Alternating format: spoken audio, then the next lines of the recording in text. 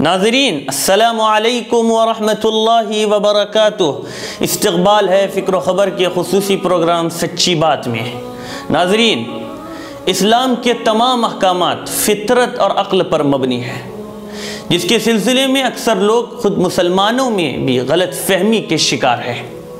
آج کی سچی بات میں ہم جاننے کی کوشش کریں گے کہ صرف پردے کے حکم پر عمل نہ کرنے کی وجہ سے دنیا آج کس تباہی کا شکار ہے۔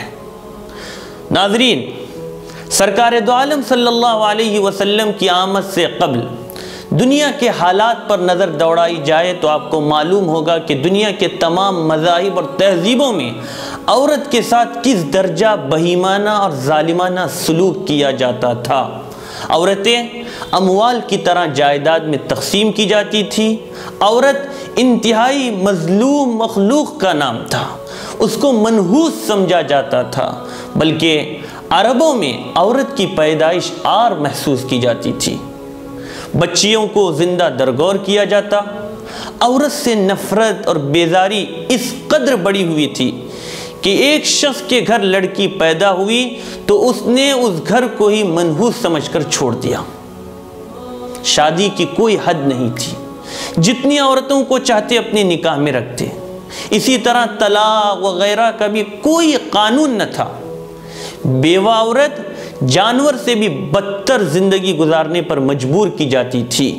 عورت کو غیر مفید عنصر سمجھ کر میدان عمل سے ہٹا دیا تھا اور اسے پستی کے ایسے غار میں پھینک دیا تھا جس کے بعد اس کے ارتقاء کی کوئی امید نہیں تھی۔ غرض کہ پورے عالم میں عورت کی کوئی مستقل حیثیت نہیں تھی، خواہ وہ یونان ہو یا روم، عرب ہو یا عجم، یورپ ہو یا ایشیا، ہر جگہ عورت مظلوم ہی تھی۔ ہر جگہ اس کے ساتھ بدترین درجے کا ظلم روا رکھا جاتا۔ لیکن اسلام نے خواتین کو عزت و حرمت کا جو مقام بخشا ہے اور اس کے تقدس کی حفاظت کے لیے جو تعلیمات دی ہے، وہ دنیا بھر کے مذاہب اور اقوام میں ایک منفرد حیثیت کی حامل ہے، جس کو لے کر آپ کا میزبان آئندہ ہفتے کی سچی بات میں انشاءاللہ حاضر ہوگا۔ لیکن آج صرف اس پر گفتگو کرتے ہیں کہ مغرب نے حجاب اور پردے کی پاکیزہ تہذیب سے عورتوں کو نکال کر عورتوں کے ساتھ کس درجے کا بدترین سلوک کیا ہے۔ ناظرین، اسلام نے عورتوں کو نقاب اور پردے کے ذریعے محفوظ کیا تاکہ اس کی عزت اور آبرو ہر طریقے سے محفوظ رہے۔ آج مغربی تہذیب کے علمبردار جو عورتوں کی آزادی اور انصاف کی باتیں کرتے تھکتے نہیں ہیں، ان کا حال یہ ہے کہ ان کی یہاں تمام اخلاقی اقدار سے آزادی کی جب ہوا چلی تو مرد نے عورت کے گھر میں رہنے کو اپنے لیے دوہری مصیبت سمجھا۔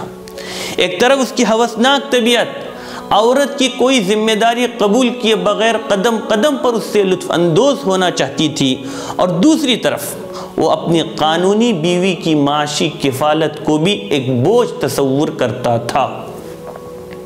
چنانچہ اس نے دونوں مشکلات کا جو عیارانہ حل نکالا، اس کا خوبصورت اور معصوم نام تحریک آزادی نسواں رکھا، عورتوں کی آزادی۔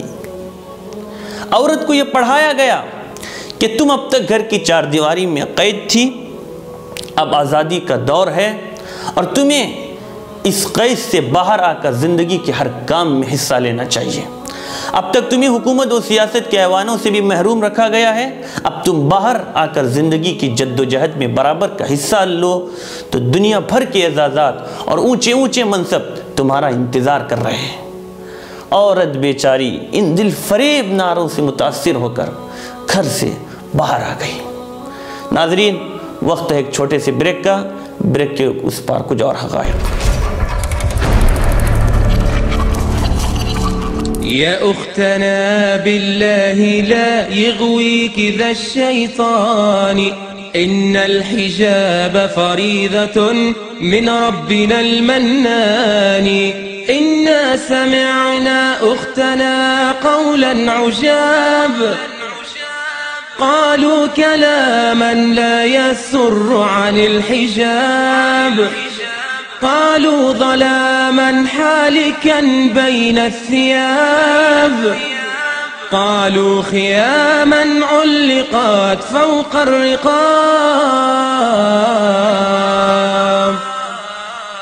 نادوا بتحرير الفتاة وألفوا فيه الكتاب رسموا طريقا للتبرج لا يضيعه الشباب يا أختنا هذا عواء الحاقدين من الذئاب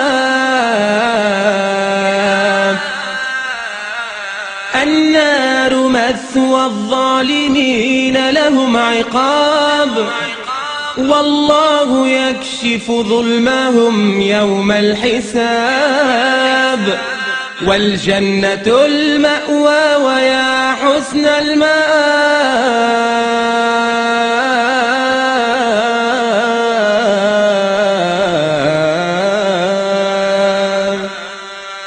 يا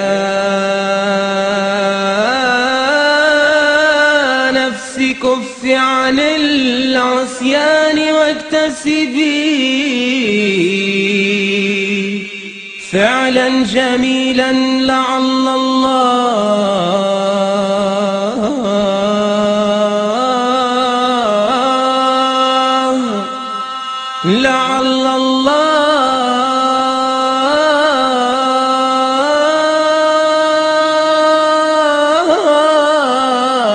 يرحمني.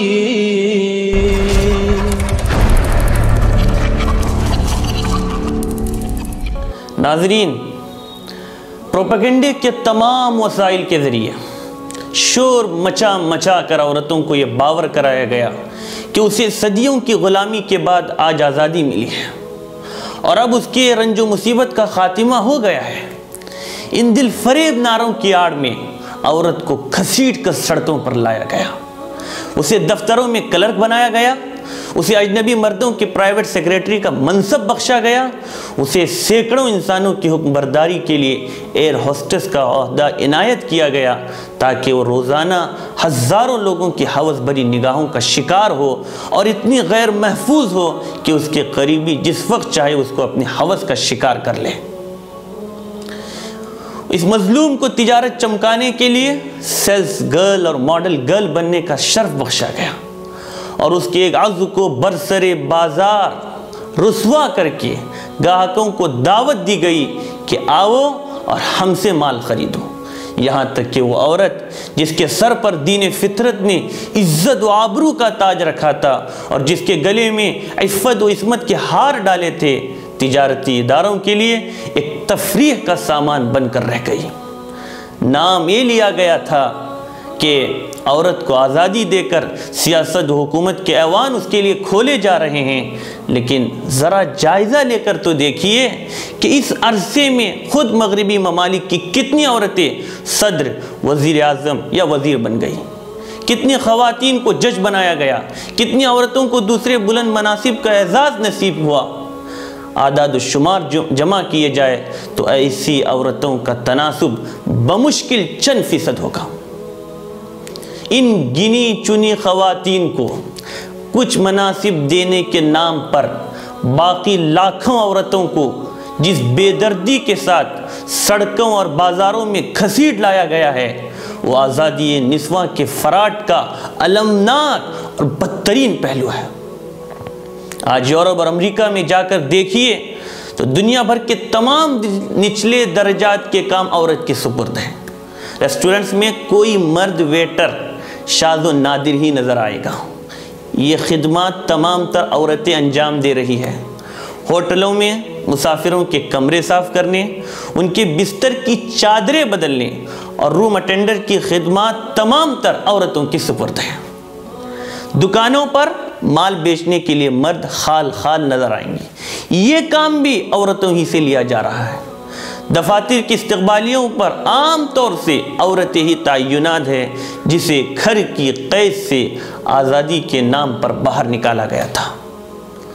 تو ناظرین، پروپیگنڈے کی قوتوں نے یہ عجیب و غریب فلسفہ ذہنوں پر مسلط کر دیا ہے کہ عورت اگر اپنے گھر میں اپنے اور اپنے شوہر، اپنے ماں باپ، بہن بھائیوں اور اولاد کے لیے خانہ داری کا انتظام کرے تو یہ قید اور ذلت ہے، لیکن وہی عورت اجنبی مردوں کے لیے کھانے پکانے، ان کے کمروں کی صفائی کرے، ہوٹلوں اور جہازوں میں ان کی میزبانی کرے، دکانوں پر اپنی مسکراہٹوں سے گاہکوں کو متوجہ کرے اور دفاتر میں اپنے افسروں کی ناز برداری کرے تو یہ آزادی اور اعزاز ہے۔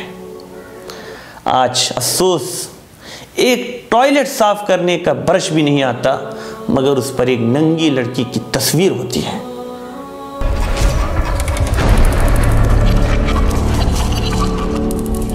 ناظرین، ظلم کی انتہا یہ بھی ہے کہ عورت کمانے کے لیے 8 گھنٹے کی سخت اور ذلت آمیز ڈیوٹیاں ادا کرنے کے باوجود اپنے گھر کے کام دھندوں سے اب بھی فارغ نہیں ہوئی۔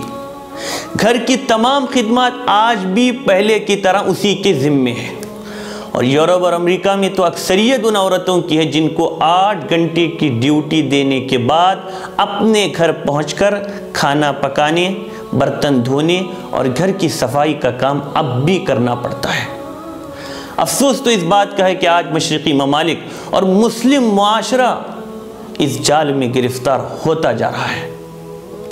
یہ تو نام نہاد آزادی کے وہ نتائج ہے جو خود عورت اپنی ذاتی زندگی میں بھگت رہی ہے، اور مرد و زن کے اختلاط سے پورے معاشرے میں بد اخلاقی، جنسی جرائم، بے راہ روی اور آوارگی کی جو تباہ کن وبائیں پھوٹی ہے وہ کسی بھی باخبر انسان سے پوشیدہ نہیں۔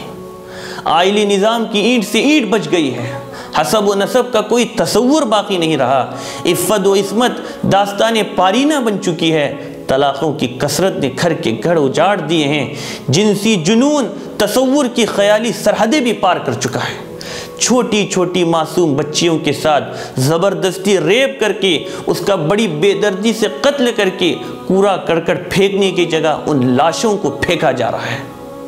یہ واقعات کسی خیالی دنیا کے نہیں ہیں، ایسے انسان خود ہمارے سماج میں رہتے ہیں۔